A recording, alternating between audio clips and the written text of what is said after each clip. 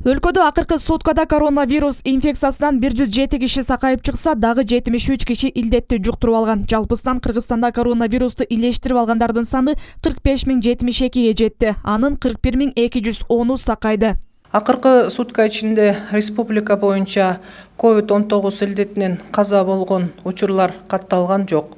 Ошондой эле акыркы сутка ичинде өлкө боюнча 7 медицина кызматкери коронавирус жуктуруп алганы аныкталган. Ал эми бир суткада ооруканалардан 6 жана үй карантининен 13 ак халатчан айыгып чыгарылды.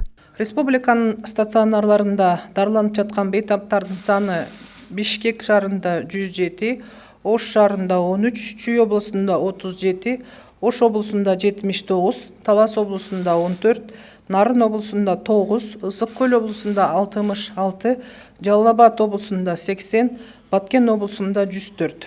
Азыркы тапта өлкөдө коронавирус жана пневмониядан 2358 адам дарыланууда. Алардын 1849-у үй шартында, 509 бейтап ооруканаларда дарыланып жатат. Жалпысынан республика боюнча COVID-19 диагнозу менен медициналык кызматкерлер арасында 3181 учур катталды. Учурда сасык тумоо жана курч респиратордук вирустук инфекцияга каршы вакциналар аймактарга жеткирилүүдө. Эмдөө иштери бардык үй бүлөлүк медицина борборлорунда жүргүзүлөт.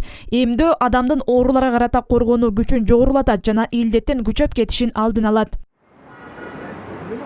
Ошондой эле өлкөдө коронавирус күч алган учурда көз жумган пенсионерлердин саны өскөн жок. Социалдык фонд каза болгон пенсионерлердин жакындарына белгилүү өлчөмдө каражат бөлөрүн маалымдады.